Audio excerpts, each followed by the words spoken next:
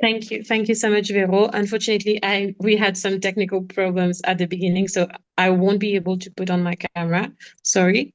But I would like to welcome all of you to this new episode of the AfriTech Connect, where discussions unfold to explore our four core themes of the AfriTech Fellowship, which are spatial technology, project management, inclusive leadership, and wellness within the vibrant AfriTech community and beyond. I want to remind all of you that the AfriTech Connect space is a space for all of us, and it's okay for you to take as much space as you need. And today's core theme will be around the inclusive leadership theme. And the title of this episode is Women with an X, Redefining Identity and Inclusion. So I am Anga. I am the program manager of the AfriTech Fellowship and your host for the AfriTech Connect today. And I am honored tonight to be joined by an incredible guest who is none other than Véronique Couttee-Jenkins, who is the founder and president of the board of the AfriTech Fellowship. Thank you so much, Vero, for being here with us today. You're welcome. Thank you so much for this lovely grounding session. Yeah, it's always great to just sit and get to enjoy it. And I'm really excited Thank you. to be on this session today with all of you. Like Anne-Gaëlle said, this this is a conversation more than just us always talking at you. So Anga will be asking me questions, obviously, but if at some moment you want to post comments or there will be a dedicated Q&A at the end as well. So if you want to post comments in the chat, we are happy to answer questions. Great. Thank you, Vero. And so, as Vero said, this discussion will be around, I think it's something that a lot of people talked to us about and brought about a lot of discussion. And I think it's important that we start by unpacking the term women with an X itself, because we often had to tell people that woman with an X that is present in everything we do and everything we post on our social media is not a typo. So maybe Vero, what does women with an X mean to you? And maybe can you share some insights into its origins? Yeah, absolutely. I think it's a good question. So, like Anga said, it's not a typo. And I came across this term while writing my thesis on leadership when I was doing my master's in the US. And it was very interesting time to be in the US as well. It was during COVID and there was a lot happening and there was a lot of conversation about inclusion. And I think for the longest time, I really struggled with identifying as being a feminist, especially growing in a very multicultural country, um, because I felt that feminism looked like a stick with which you beat other women or other people when their choices are different. So when you look at the birth of feminism, it is really often grounded around white feminist movements, which didn't always, and to this day still don't always have an intersectional aspect dimension to it. That is, it's it's not taking into account how your diverse identity can influence how you are a feminist, and that involves society and culture. And growing up in Mauritius, I felt that from the feminist perspective, the patriarchy felt really heavy, but there was also the very gender binary man-woman construct that was quite harmful. And when I designed AfriTech, I chose the term women with X. And I do want to preface its origin is from white feminist movement, yet it has been used in other construct by the LGBTQIA plus community as well, and Black feminists as well, as a way to reclaim a non-patriarchal way of writing the term women without like the man, men at the end. So when I saw that term, I wanted also to invite folks from the LGBTQIA plus community to potentially apply and give us a chance to welcome them in our space if they didn't fit in the gender binary construct. Um, as always, though, when we start the AfriTech Fellowship program, we do this session where we try to co-create what a safe space will look like. So basically, I put this as it was a little bit of an act of rebellion for me. I was trying to rebel against the patriarchy. And so that's kind of how it went. It was me recognizing that like feminism in that space was not always aligning to Black women or transgender women and was not always giving them a space to be part of the feminist movement. So that's kind of where we got to the women with an X spelling in AfriTech. Does that answer your question, Anka? Yes, it does answer the question. And I want to say that I remember the first time I saw it, I was actually one of the first to tell Vero, is that a typo? But then she was like, no. And then I went through it all, and then I saw that there was women with an X throughout the whole paper, and I was like, oh, I guess it's not a typo. And I think language does frame a lot of what we do, and it's very interesting how this act of rebellion came to be an act of rebellion for all the fellows who came through the fellowship, but also through the team. And I think you kind of touched base already on the next question I was going to ask you, which was around why was it important to have it within the AfriTech fellowship approach. But I think also what I want to say is that what one way that I've seen it in AfriTech was it's not inclusivity is not just a value, but it is also a practice throughout the fellowship. And I want to know, but more like on a diversity perspective, um, how was this approach framed particularly for AfriTech? Yeah, that's like a really good question. To be honest with you, AfriTech, like when we design it, using that word women with an X, it's just a word. And there's actually been pushback on that word in itself in the advocacy space because at times it had felt some people in the advocacy space have felt that it's almost performative in some way because it's really changing a word, but what is it doing? But Mm-hmm. at the same time, for me in the AfriTech space, I don't think it's about the word itself. It's about the space that we try so hard to co-create together with input from our fellows and how we are very intentional with that space, how we essentially operate with the lens that we want to create a space where people can come and tell them what a safe space looks like. And that's how we created our AfriTech shirt, where we ask people what does a safe space looks like for them. So when I use that term in our marketing, we really wanted what I really wanted to say is hey, the feminist movement has not been always inclusive of people of all walks of life, regardless of their identity. And let's have conversation about that. And AfriTech is committing to have conversations about that, to talk about that.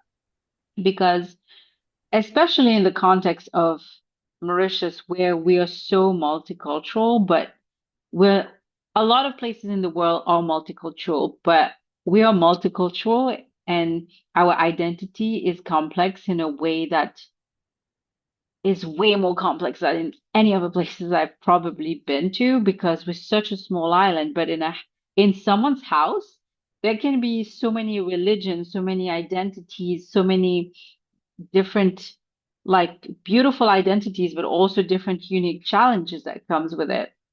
That I wanted a term that caught the attention of people about the kind of feminism that we were setting the tone for AfriTech. Because I'm a genuine believer that feminism isn't just about a man-woman fight. It's not, because we live in a gender binary construct and it's harmful to both men and women. And that's really what I was calling out. And so I think the hallmark of our program is it was birthed in a country that's so diverse that even as a founder or as you're on the team, and you can absolutely comment on that, um, it really taught us to have some grace for where people are at in their learning journey when it comes to inclusivity, because not everyone is on the same self-awareness level. And ideally, we want everyone to be advocate for inclusivity and to dismantle biases and all these great aspects of it. But the reality is that it starts with self-awareness, and in some ways, growing up in such a multicultural country, sometimes we end up not even realizing how much of our identity is complex. Um, and I think I'm going to take an example. Our hair, for instance, is something that I grew up in a household. My mom doesn't have the same hair as me. She has completely different hair.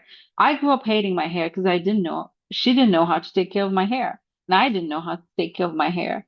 So I think we always joke about curly hair people on the AfriTech team, but isn't that like sometimes a bit of this piece of identity of wanting to celebrate different pieces of our identity and getting safe spaces to celebrate our identity, but those safe spaces have to be co-created. Um, Again, I feel like Mhm. I'm pouring out the thoughts that went through my head when I was designing AfriTech. So feel free to raise your hand and ask me Yes. questions or push back on my thoughts. But I don't know. I think I would like to add on that where I think one big thing that happened throughout the fellowship as well, as you said, it was interesting to bring around people through their journey with inclusivity, because I think even us, while we were creating the program and before implementation, we were still like going through it together, and it was already a journey to begin with between us among the team, and it became even more of a journey when we were introducing it to fellows, because one of the first things I remember that caught my attention as well was when we were discussing about which pronouns we wanted to use. Hmm. And this was an aspect that I was not familiar with, but now each time I do introduce myself, I tend to use it because I think it's very important, because this is an aspect and also a part of us that we can like showcase and like put it out there so that it promotes inclusivity. But this is something that we just didn't realize because we kind of took it for granted in a way. And I like that you talked about our hair. I think we, in one way, me and Vero always joke about how we are. I'm always following in her footsteps because we do, like, it was at different times, but we do live very similar lives, and it resonates a lot with me because same, my mom didn't me and my mom don't have the same type of hair, and I did hate my hair as a kid. But and a lot of people do ask us if this is a criteria to be part of the AfriTech Fellowship team. Do you have curly hair? And it's, I mean, it's an inside joke, but I think it's something that really brought us together as well, as a team. And I don't know if there is anyone who wants to add anything before we jump to the next question.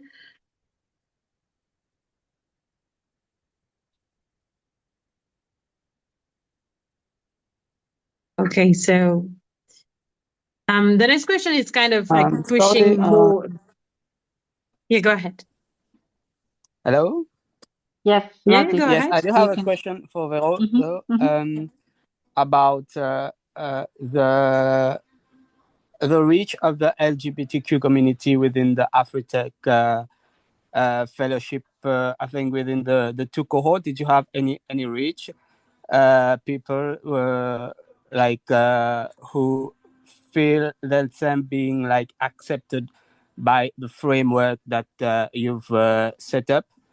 That's my first question. And then my second question would be about the woman with an X.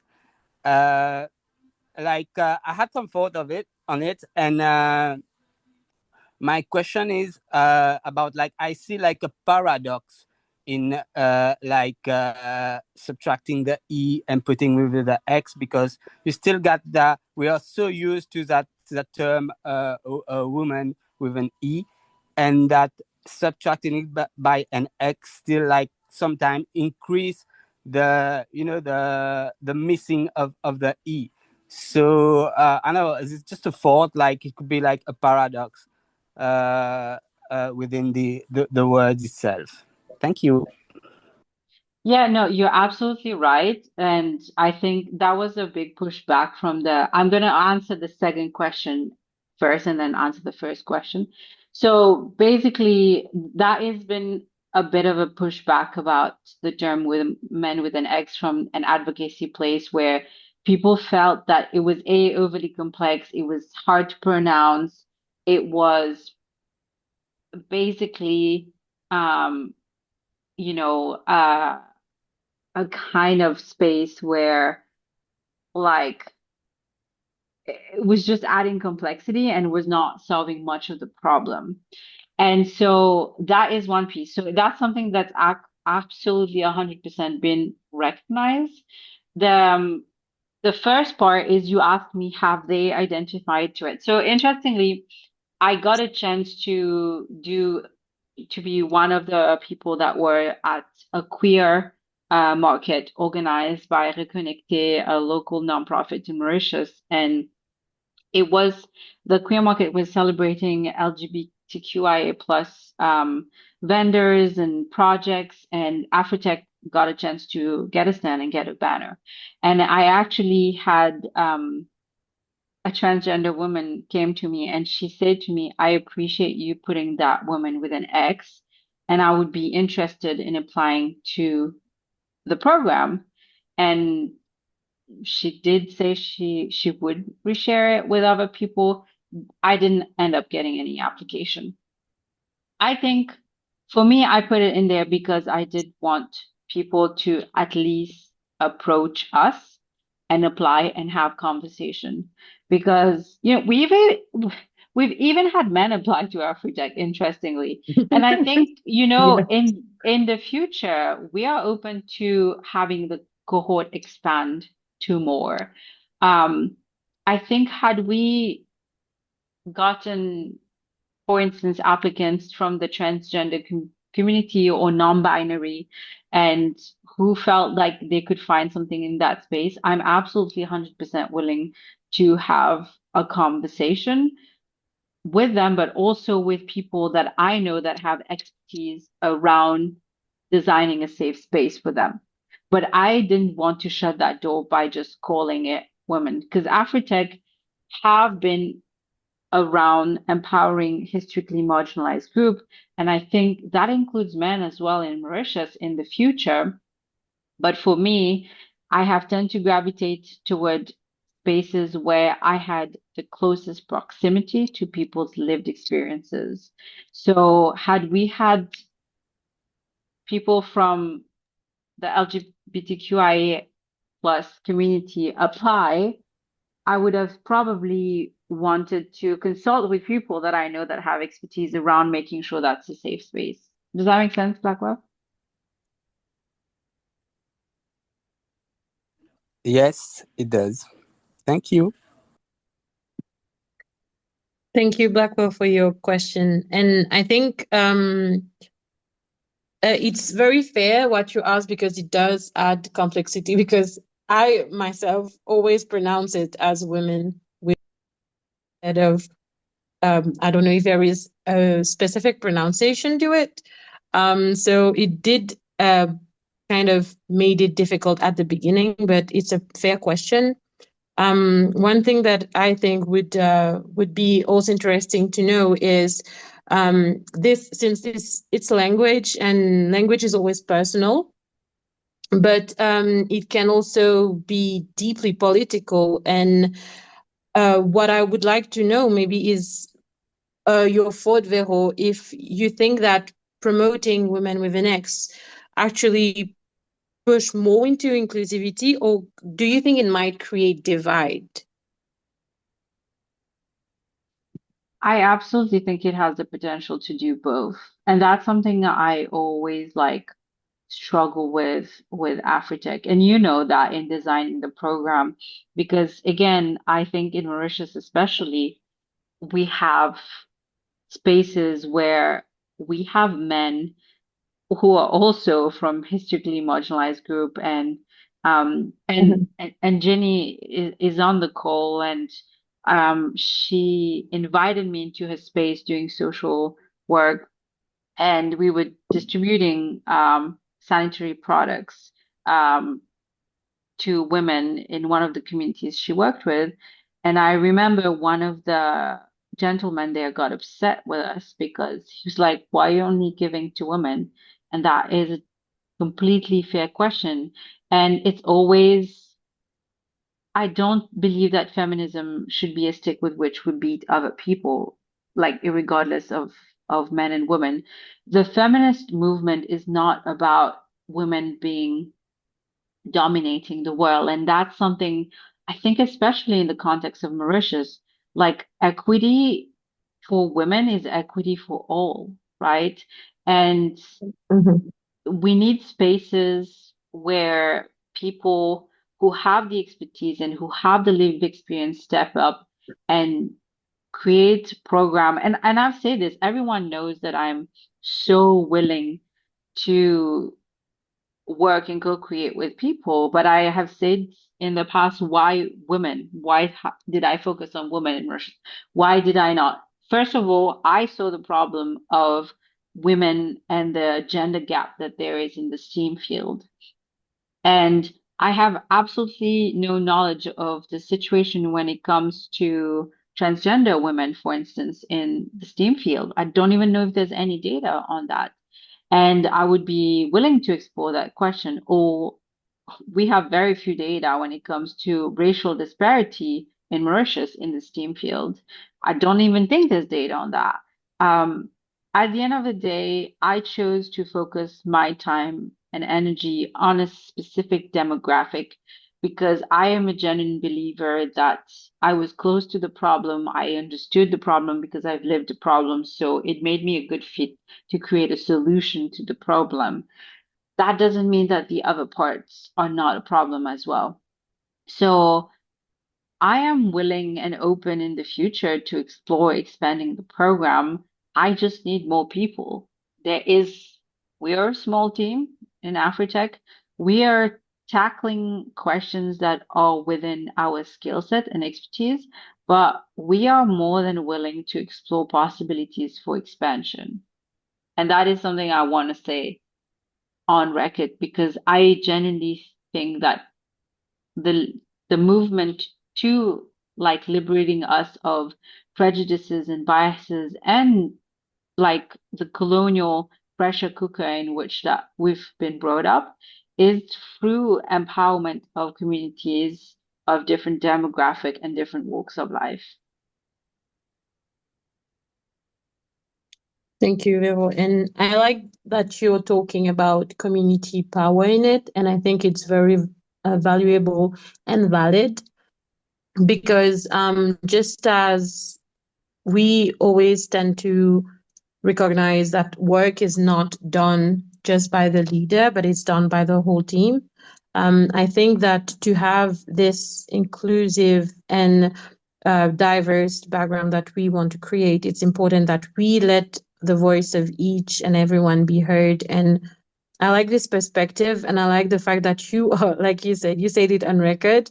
That's something that obviously I knew coming into the team, that it was something that actually was very refreshing because as Vero said, this is something that that resonated with us, because that's something that we felt within, as women within the STEAM field.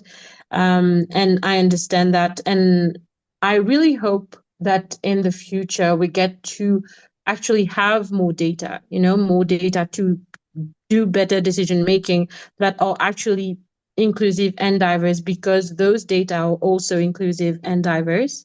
And it does take all of us to make it happen, because if we are only trying to do it in silos, we always talk about this with Vero, how systems are very important, because we tend to do things in silos, and by waiting and hoping that the other one is also building a little bit of a bridge. But actually, by doing it in a system and in a community is actually how we can make this change happen. And for me, that word does resonate with all of that, because it all, like this whole conversation we are having stemmed from that specific word. And we do know that some language are disappearing. Some words are happening only in a specific time in life, and it might disappear. And some people do believe that women will become women with an X will become a widely accepted term, while others maybe think that it will fade away as language continues to evolve. So I would like to know, maybe Vero, what is your take on this? Do you think what does women with an X look like within our future? As you know yourself, we've sometime, especially in application where when we're fundraising, we can't always keep the term, mostly because some application don't get a chance to put a side note of saying women with an X and what it means and provide enough context. And so at the end of the day, words are extremely powerful and harmful sometimes, and they can do a lot of good as well. I genuinely believe, though, that we don't have to, we don't have to have too much attachment to that terminology, because words are just words and they are as important as we give them. What we really strive, we need to really strive within AfriTech is to keep that value of inclusivity. And that can only happen if we have conversation with the people that have gone through the program or people that are interested in the program. The rest is not of consequence. I don't think the term will ever become widely accepted, is my personal opinion. But I think if it can provide a messaging out there to people that don't identify with the gender binary to come and have conversations with us, and we can invite them into our space or find ways to provide other spaces for them that are relevant. I am willing to almost not take that risk. I don't even think there's much risk. I'm willing to have this conversation. That's really why I use the word, because I want people to come and have conversation about what our values stand for. And it has worked. It has worked so far in our marketing and our advertising, because each time people see our typo, air quote, they come and have conversation with us, and we get a chance to talk about our values at AfriTech and what we believe in and what we want to continue to believe in is an inclusive society. Thank you, Vero, for sharing this and showcasing how important it actually is for us within the AfriTech Fellowship. I often say AfriTech family, and we do feel like it's a family where we do want everyone to feel at ease, and that's why with AfriTech Connect space as well, I always tell people that it's a space for all of you. So take as much space as you need and as you want. And conversations about this is very important, and we are always trying to make sure that those conversations are happening, because within this society we know that we are living in a society that wants us to believe that those conversations are unnecessary, or sometimes that there are specific spaces where they need to happen and where they do not need to happen, I would say. And language can sometimes, I feel like it can be very polarized, and we maybe I would like to have like an advice from you, Vero, so that we can all help build in this more diverse and inclusive world. How can we maybe ensure that we keep these discussions inclusive while respecting the diverse perspective that exists, and without alienating maybe those different perspectives? I think for me, I've come to realize like challenging the status quo is a really important part of my life because I've I've been lucky to meet a lot of people from different walks of life. But the more I travel, the more I see the world, or the more I network with people that are not from Mauritius, for instance, I realize that the world is really big and there's so many diverse perspectives to which we're exposed. And I also come to Mhm, realize that when we talk about race, when we talk about gender roles, when we talk about different facets of identity, that it's all based on society. It's like social construct.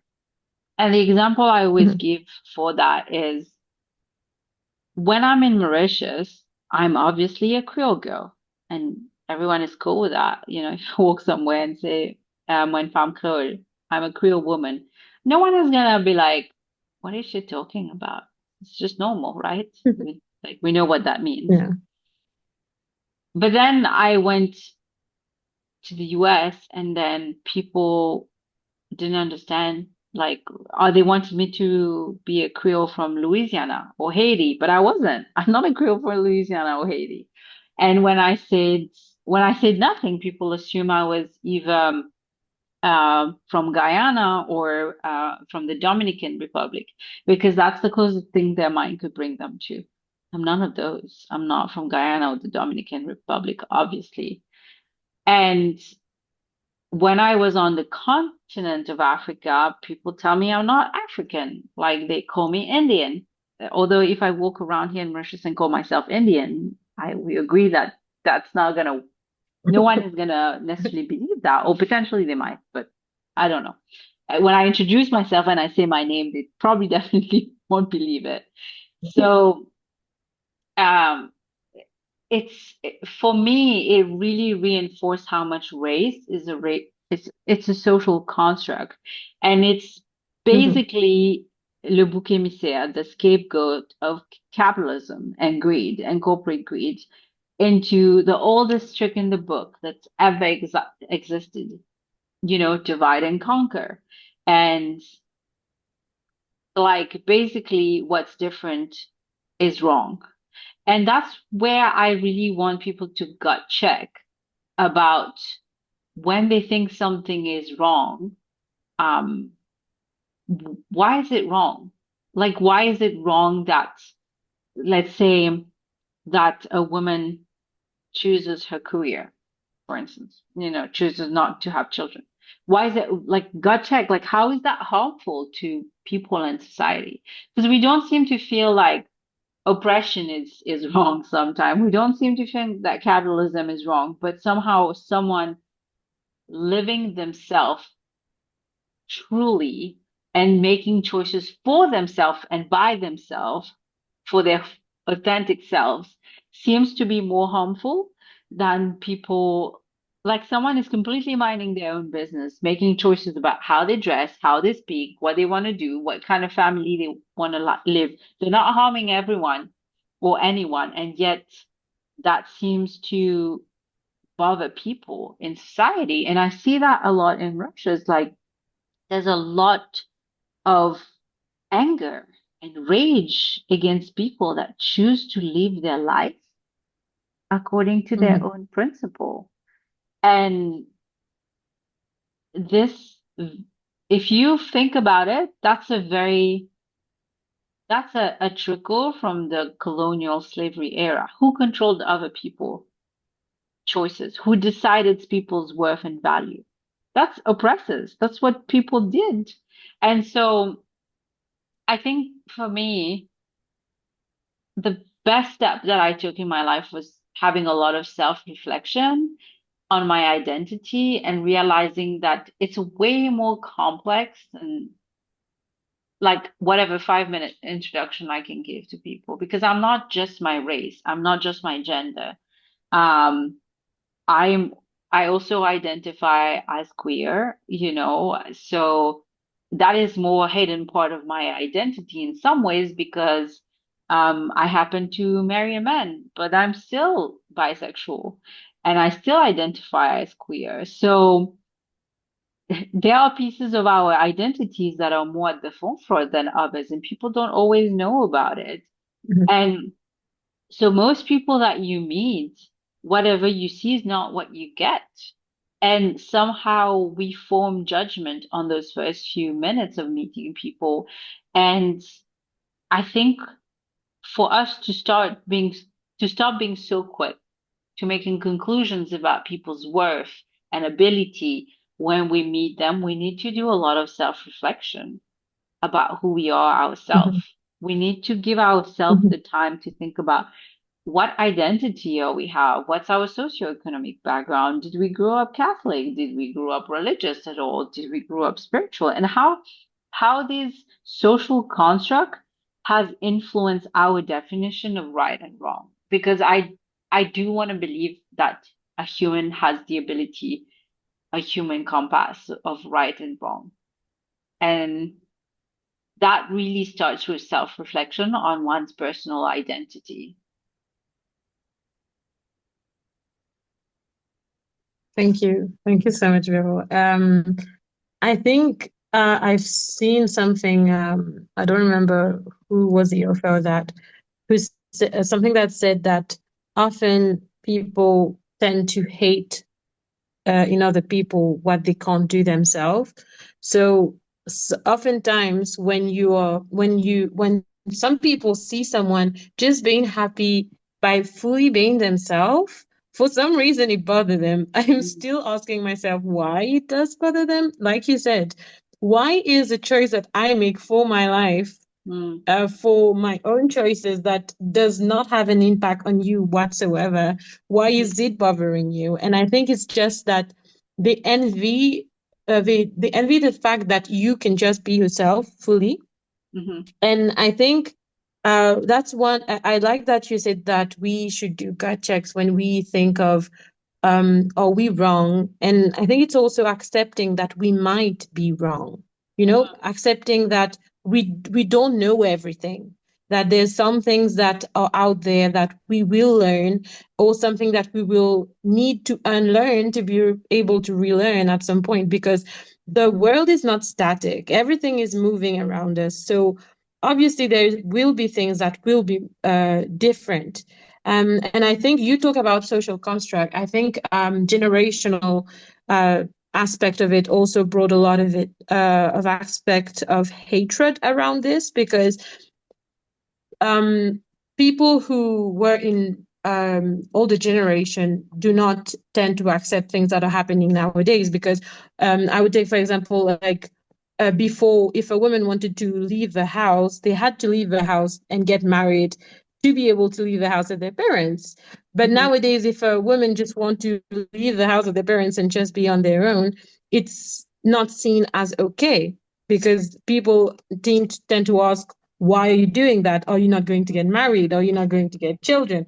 But again, how is that impacting you personally, whether or yeah, not I want to have kids, or whether I want to be in my house alone with 1,000 cats, you know?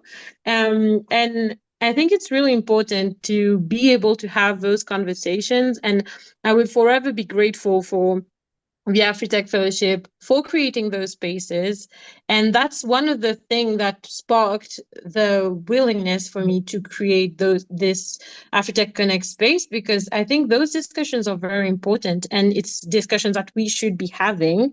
At least we are trying to initiate it. out there, because those discussions are very important, and some people are simply unaware of it. Whether we, I know that some people say that, yeah, but you're not taking that into consideration, you're not understanding that. But it's also important to know that a lot of people are still unaware of those social construct and how much it direct our life, and how much, like you say, it's our modern day slavery, and it's guiding us into creating spaces where we need to agree to be in a mold to be able to be normal, and not, like being different, because being different, like you said, is wrong. And I think I like the fact that we are actually talking about this, and how during the grounding session, the poem was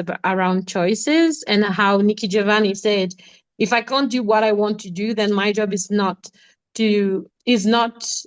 do what I don't want to do. And that's a real thing. And our choices are our choices. And I think it's important that we let people do their choice as well, and be okay with whatever choice that person is going to do, because it's not impacting you. It's their choice, just as your choice is your own. Yeah, So thank you for sharing this.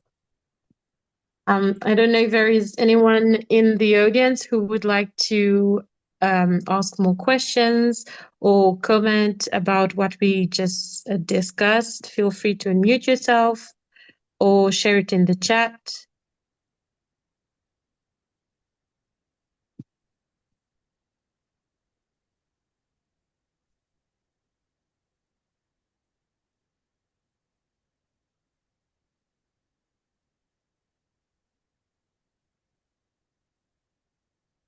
It doesn't necessarily have to be a question. Maybe you just want to share your perspective on what we discussed today. And how did you feel? Maybe you learned something today, or maybe there's something that you didn't know about and that you want to share.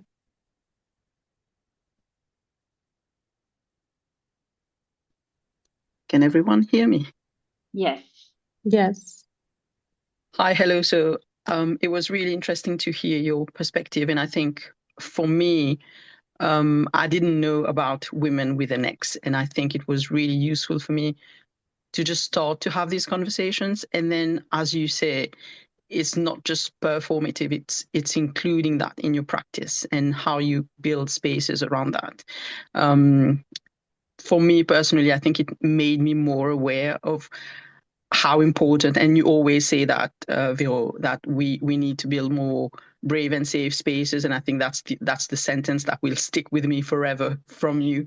And I think one of these things was including that X, and I think that's how you kind of building these brave and safe spaces. And I know there's a lot of debate about how it's performative, how it's not the right term, not the right way of writing it, or should have been done a different way. And we can always improve on what has been done. But what it has done actually is starting these conversations and forcing sort of people to include these practices in whatever they're doing. And I think that's a good thing.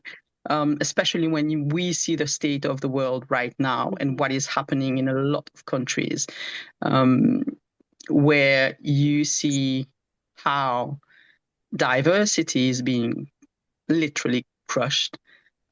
People are scared of the other.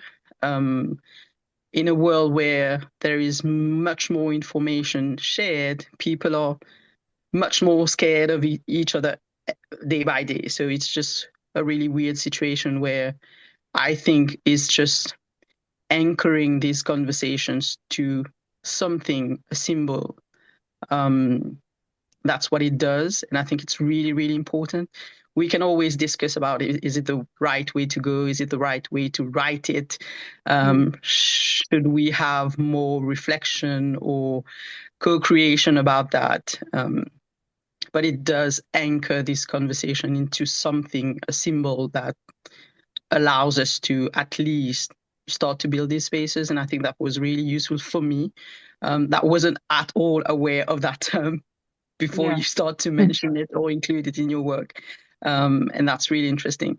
And then I think the question of identity is really complex, especially when you come from a small island like Mauritius with all the history behind and all the, I would say, trauma that comes with that history.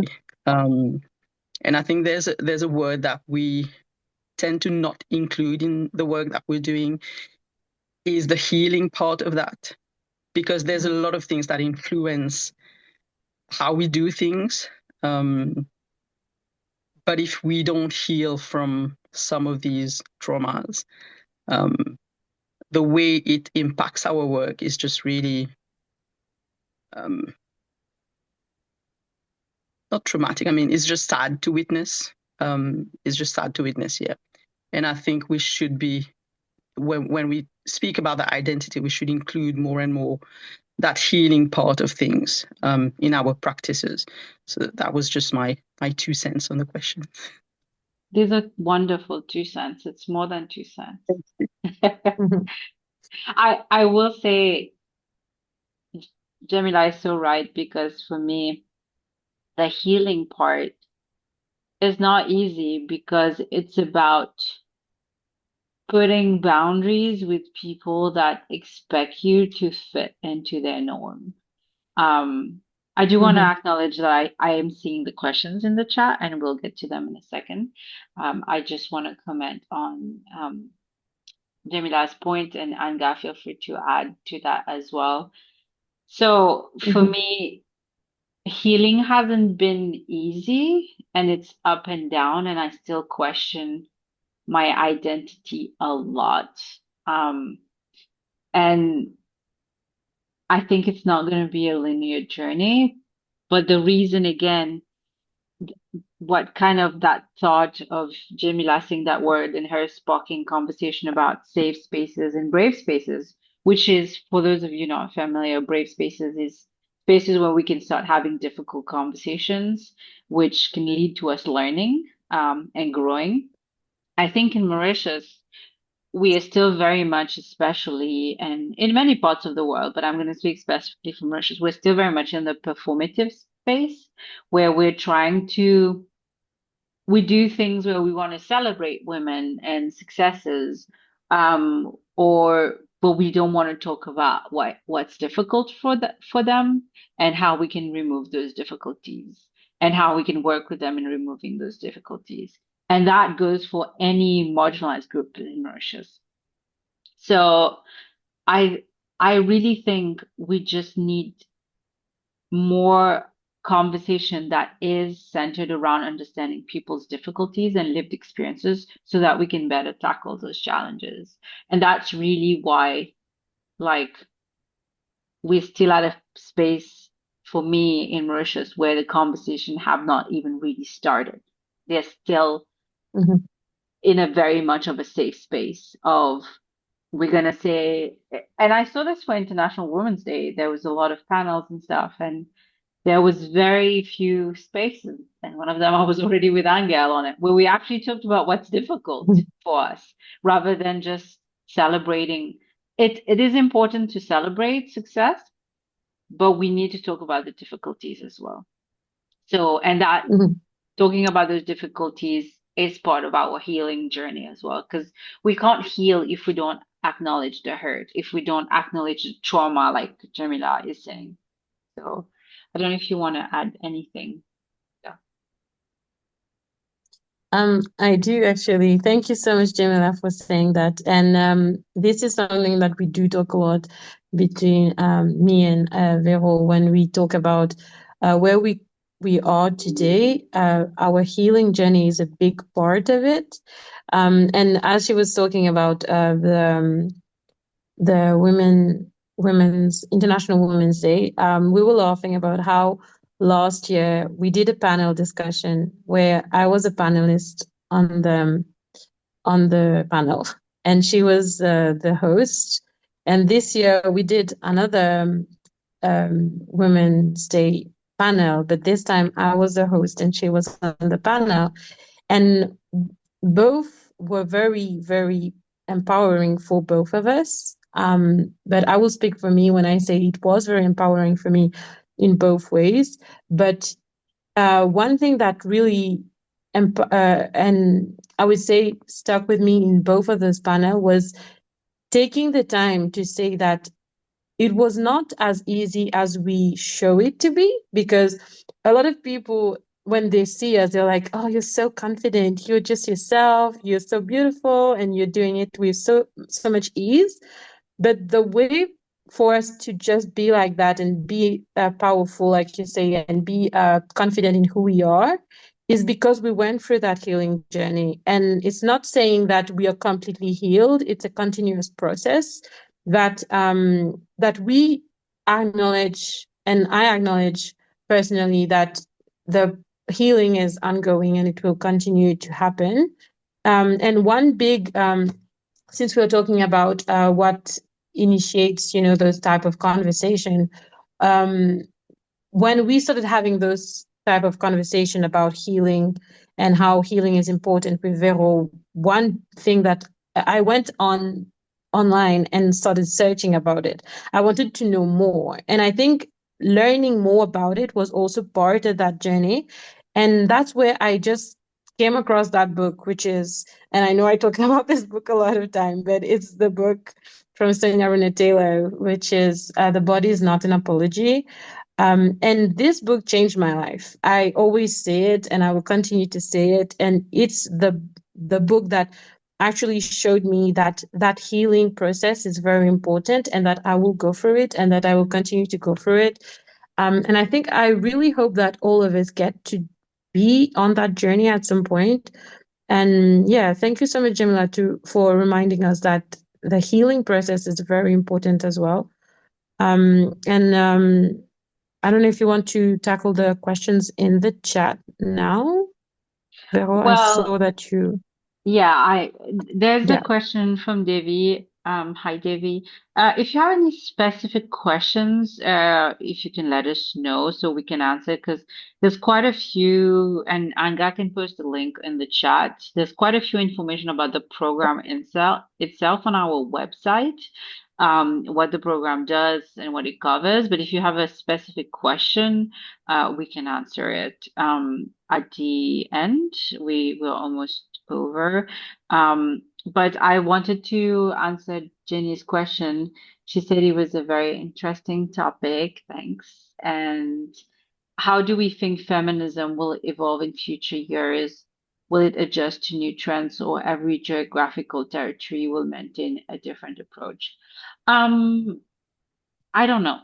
Is my honest answer. I genuinely don't know. I think for me, I can tell you what my hope is. I think my hope is that people come to a space where they can be more authentically themselves, where we live in a world where people get to feel safe to be themselves, to express themselves, to innovate by being themselves. That's really my vision. Because, and I said this when I started AfriTech, like I've never been secretive about the program or what we do, because if I've always thought if people want to copy AfriTech, well, so be it. Let them copy AfriTech, because we actually need more community spaces. We need more people to create spaces where they feel comfortable to create together. I don't think it should be done in an extractive manner. I think we will get much further along if we do it in a collaborative manner.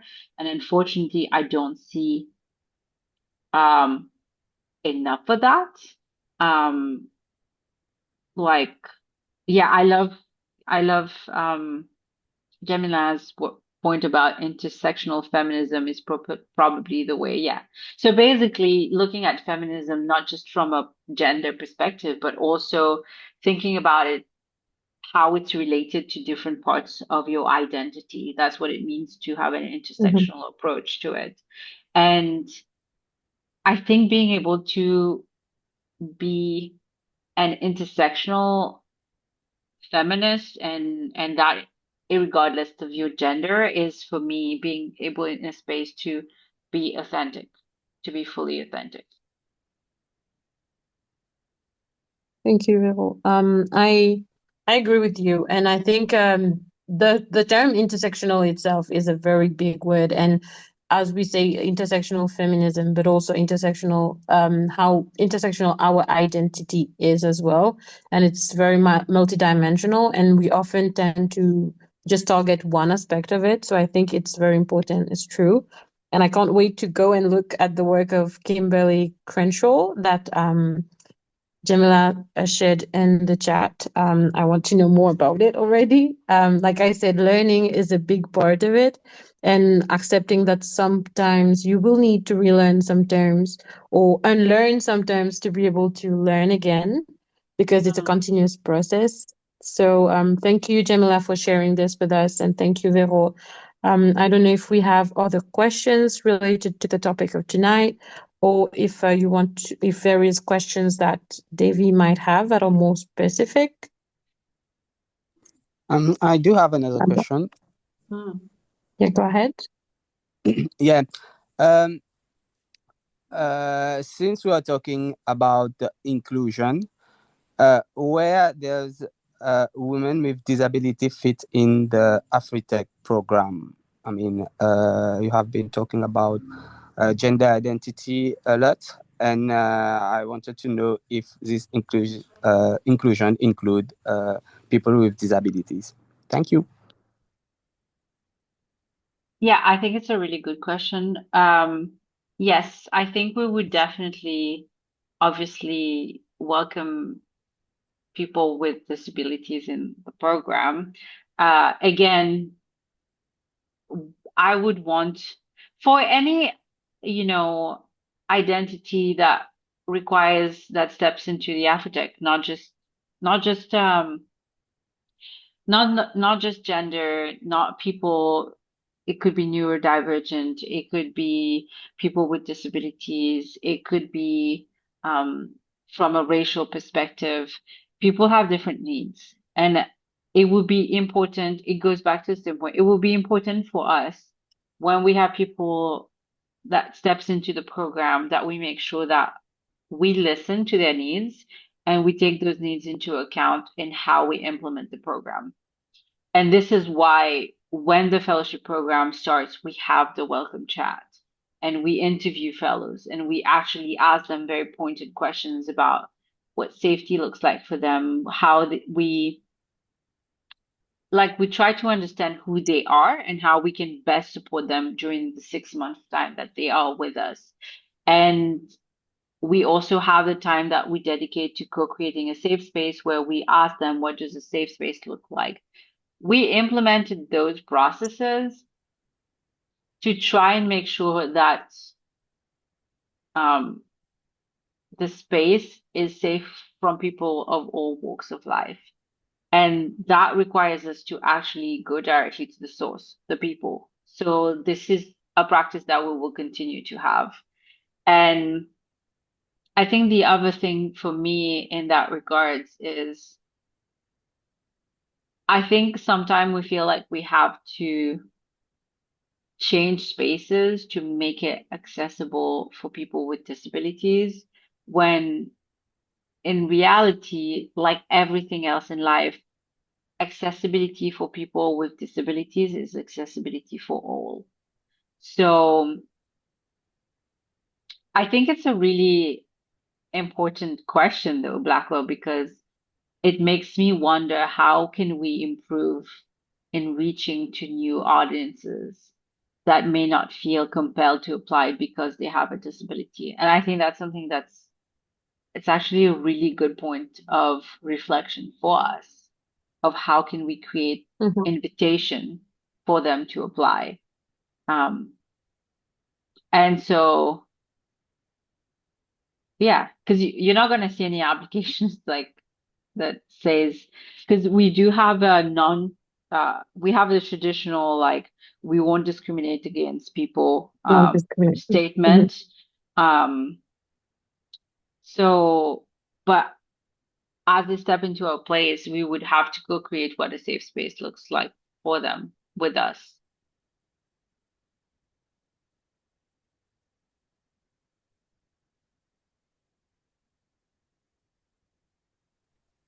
Thank you. Does that answer your question? Yeah, okay. It Yeah, does. and It I does think actually.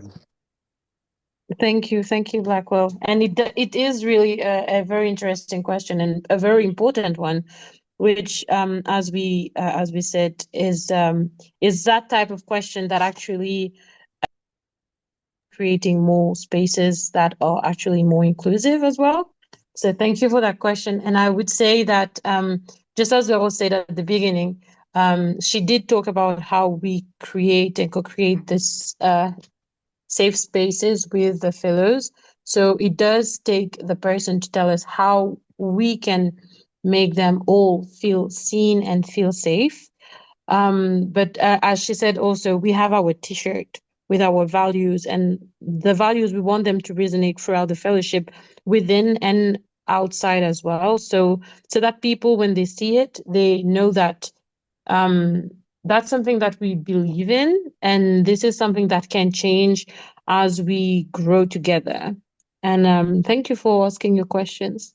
Yeah, Blackwell's question is getting me to think. And that's, like when Jamila did she did her workshop and she provided I think nursery care for women when you did Mm-hmm. um the Design Her is Yeah. workshop.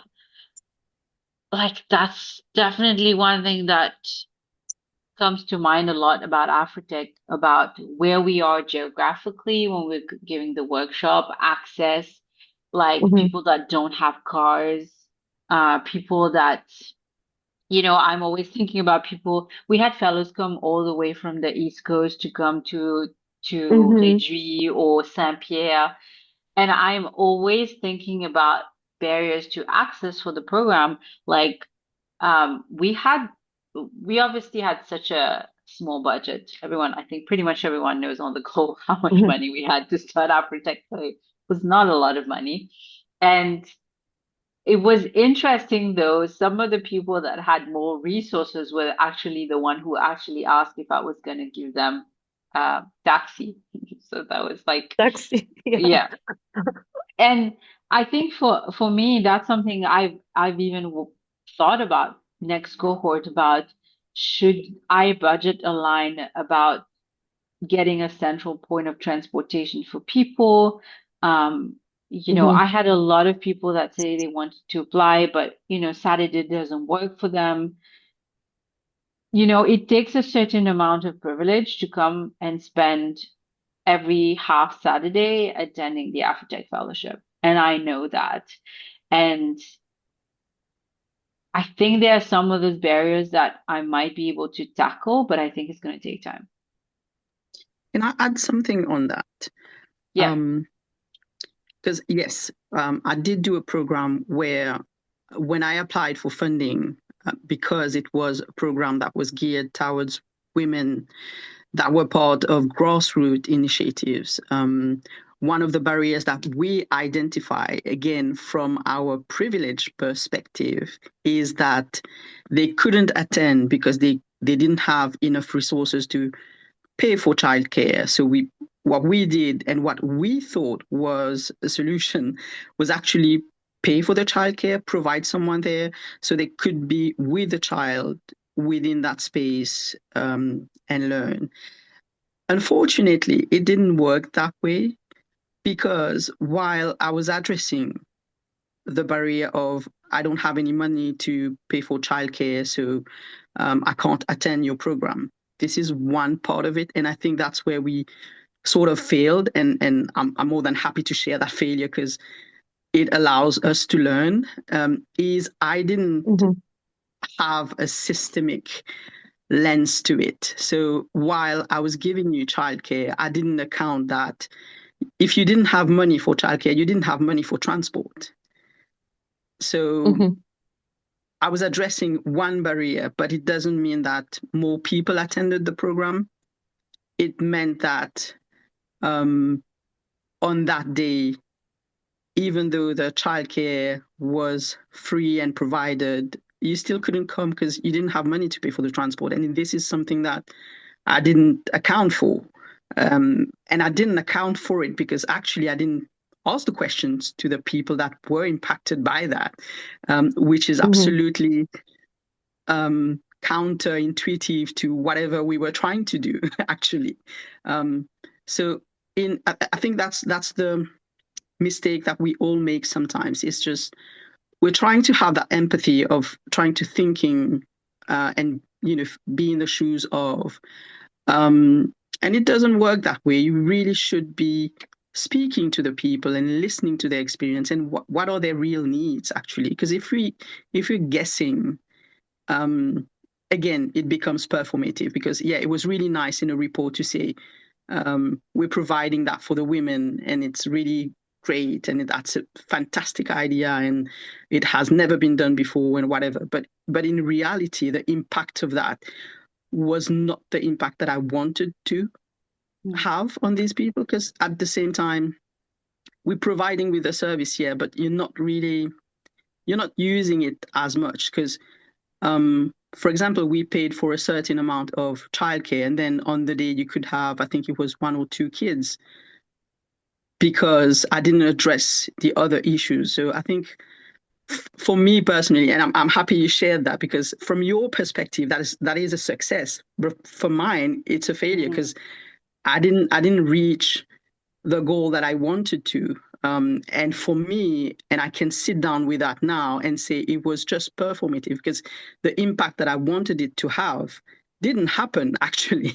And it was just really nice to write in a report. But then what is the impact that it really had on the people, and how it allowed them to be in these spaces? Because then moving forward, I think the last workshop, there wasn't any childcare provided because there wasn't any need in the end. So it just died in a sense, because at the end of the day, we just kept asking, would you need that on that day?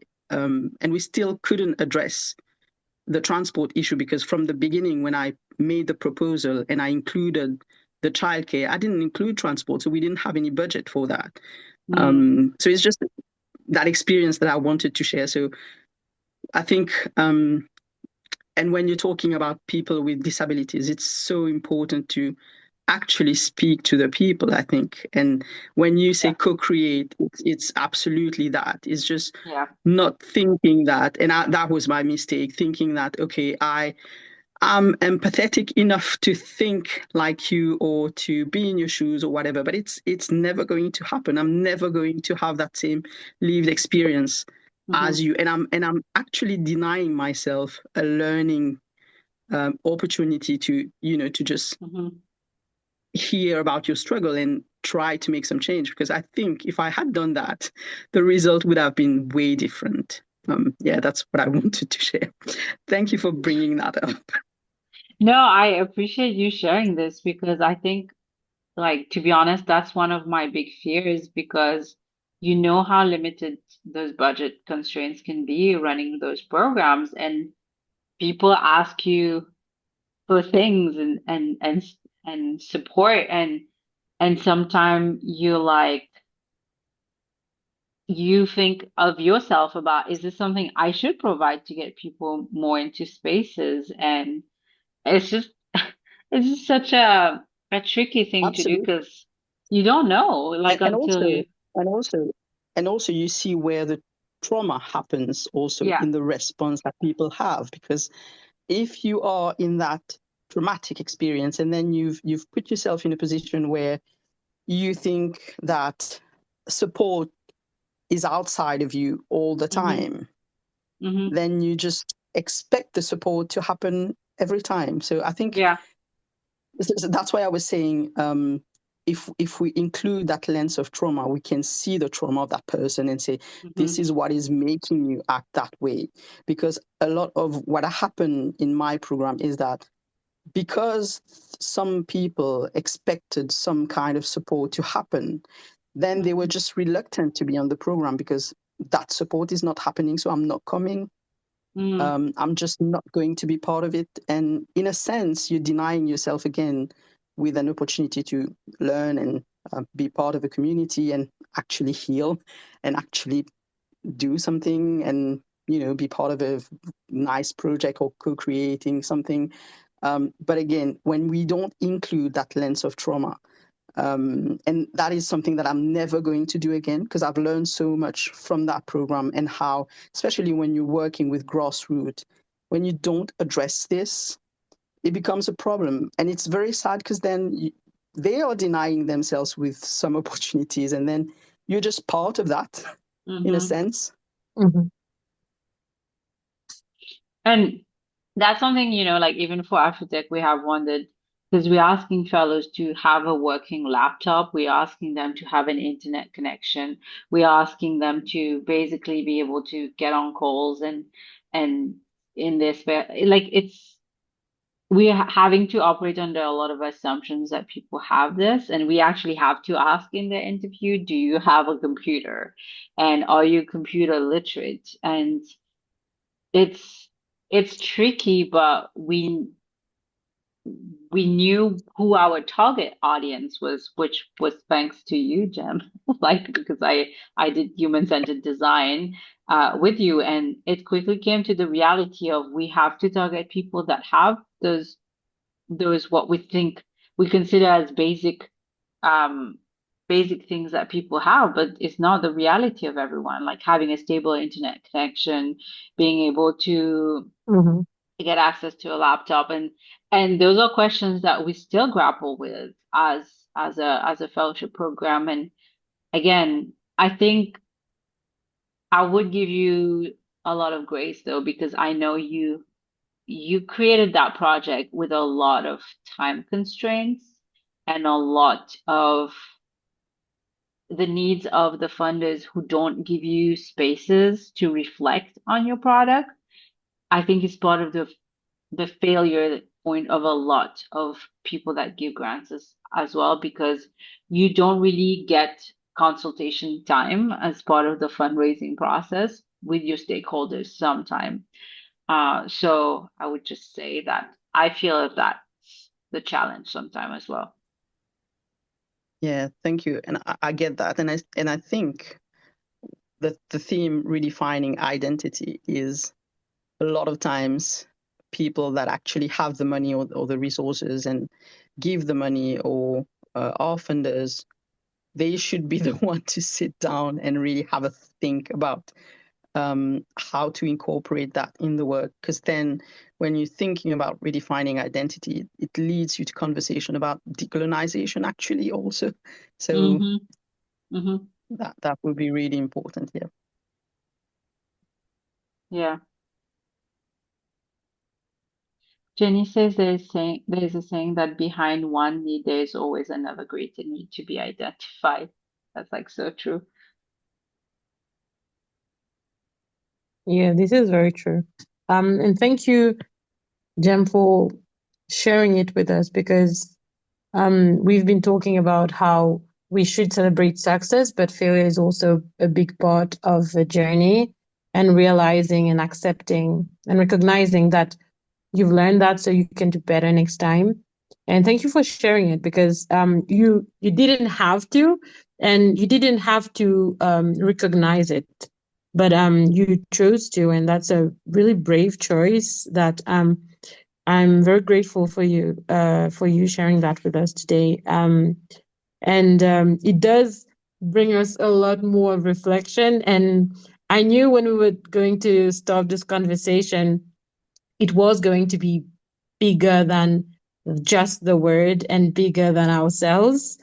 But I think even that was not big enough, because I feel like it's even bigger now. And it's actually showcasing how much um, we can all do as community, but also as people from diverse perspective. Because, like you said, Vero saw that from her perspective, but you gave us your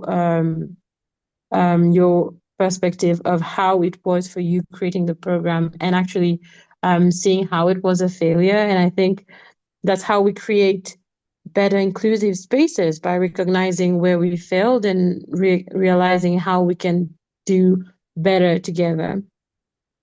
Yeah. It requires a part two, but well, it does require a part two indeed. Thank you so much, Jem. Thanks, Jem. And thank you, Jenny, for your support and for saying very insightful sharing. Well done. Thank you to all of you, because you also took part in the conversation, and that's what we wanted, because we could have just done a conversation between me and Vero discussing about things that we've already discussed on our own out of this call, but you brought your piece, and that's what we are trying to showcase, how having those different perspectives and how having those discussions as different individual can bring us to a common and a collective solution for everyone. And of course, there's going to be time where the solution is not actually fitting for somebody else. But I guess as long as we are ready to take on the challenge and learn and relearn, I think it's we are on a good track. I don't know if there is any last words, last comment. Maybe Vero, if you would like to have any last words before we close the call. I gave a lot of words, so if anyone wants to say anything, I'm happy to listen as well. If I can add something again, I'm being Go very ahead. chatty. I'm being very chatty. We love it. We love told it. you can take as much space as you need. Yeah. I just wanted to say how proud I am of the work that has been done with AfriTech, but also just seeing you two thrive and blossom, and I don't know what other words I can use. Because I think, and I will share that because that's a sentence that I've been referring to a lot of times, is I will not facilitate my erasure. And I think a lot of times we as women of color, as marginalized communities, we do erase ourselves a lot, and just seeing people taking up space and creating spaces just gives us so much comfort, and then so much, I think, power to step into our own power. So I'm just really happy to just see you building that path for other people and allowing us to be just standing in your light, if we can say that. So I'm really, really proud of everything that has been done, both of you, but also all the women that I see in your cohort, because I follow them on social media and I see the work that they go out in the world to do, and it's just brilliant. And it says a lot about how needed this is, how needed that work is. So just keep doing what you do. That's the last word. Thanks so much. Thank you so much, Jen. And you're gonna thank you. You're gonna have to be part of the keep doing part because you're just as much a part of AfriTech as many people on this call actually. So I think, gosh, I love Blackwell's question. Like I love his question so much. Yeah, and I think thank you for reminding us of that, Jem, and also I think it kind of sums up how Vero was saying at the beginning, how choosing to write Women with an X was an act of rebellion, and it actually reminded me of a quote that another speaker on a panelist used on the AfriTech Connect last week, where she said, history is constantly trying to write us out, and but we will keep writing us back in, and that's what we will continue to do. And I'm very happy that we get to do that all together, because as Vero said, you are as much part of the AfriTech Fellowship community, or as I call it, AfriTech family, and we are very grateful to have you as part of it. And everyone of this call, actually. And thank you again, like Vero said, Blackwell, for your very impactful questions. I'm always kind of scared when I'm on the other end of answering this question, because I'm like, how do I even start to answer these questions? But I think they are very interesting and very needed question at the end of the day. Yeah, I think all the questions we got tonight, like even Jenny's question, I love it because for me, it's like when I talked about self-reflection, like the kind of questions that everyone directed at me is what helps me heal and think about it, is the self-reflection. And Devi, do not hesitate to like reach out, like we shared the link with you about what the program is. In case of doubt whether you belong to the AfriTech Fellowship, I would advise you to just submit your application and let us decide. That's what we tell everyone. And even if you don't Yeah. get accepted the first time, keep applying because we do get quite a few people and we have a limited number of people we take in a cohort. And there will be a cohort coming up next year, is the plan. So thanks, It's everyone. official. Yes, it is official, right? So Thank you thank you so much, so Vero. much. Thank you, everyone. Thank you so And much, yes, David, Anga. do not hesitate to reach out to us, to let us know if you have any question. You can contact us on LinkedIn, not WhatsApp, LinkedIn, Instagram, Facebook. So do not hesitate to contact us. Thank you for all of you for this episode of the AfriTech Connect, and we really hope that today's discussion has been thought-provoking and insightful. I guess I can just answer that and by saying that it was. But I hope that it was as insightful to all of you. And a special thank you to our guest, Véronique Couttee-Jenkins, who's for sharing her experience, but also her wisdom and leadership with us. I'm very grateful to have that sharing of experience and wisdom every day as part of a team. But I'm very happy to share that with our broader community and beyond. And I would like to invite you all, if you missed episode of the AfriTech Connect in the past, do not hesitate to look at it on our YouTube channel. More episode will be put on soon. So all the episode that has been going on throughout the Women History Month. And be sure to follow us on our social media platforms to join more of those empowering conversation. And thank you to each of you for taking the space and for attending the session, whether it is live or rewatching it on YouTube later. And until next time, I always like to close by saying, keep innovating and embracing the spirit of exploration. Thank you so much, everyone. Bye-bye. Bye.